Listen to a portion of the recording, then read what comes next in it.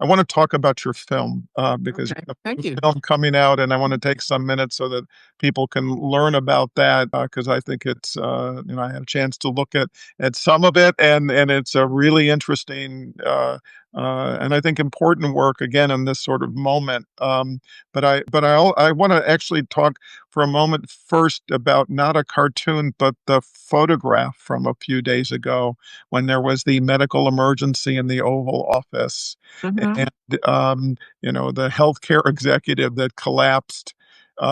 Trump looked over at it for a moment, and then he just sort of zoned out, standing behind the desk, and photographer from actually Agent uh, France Press from Getty Images was able to sort of capture that moment in time. And I suggested that it may end up being sort of the definitive image of the Trump years. Here's this guy who seems absolutely indifferent to the emergency and the suffering that's going on in part of the photograph in the same space where he is, and it's specific to that moment, and it's almost too on the nose as metaphors go. But I'm curious how you reacted to it, and whether you view it like I do, that it may actually be one of those images that really endures as a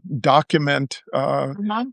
50 years from now or 100 years from now, what in the world was going on back then? Yeah. No, I reacted the same way you did, although this is what happens with stories when they come in quickly. I get alerted to stories on social media, like what's going on as I also get alerts on my email, but, you look at something like that, you think, "Is that real? Is that real? Did that really Mm, happen? Is that AI? Did somebody create that?" And then you see enough of that photograph, and you see it coming from reliable sources, and you go, "Oh, yeah, that is real.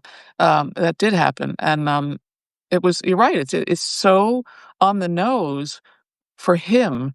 I mean, he's such a narcissist. He doesn't care about other people, yeah, except himself. path. And that you're right, that does and maybe that photograph will win a Pulitzer Prize, but I don't know. We'll see. Have to be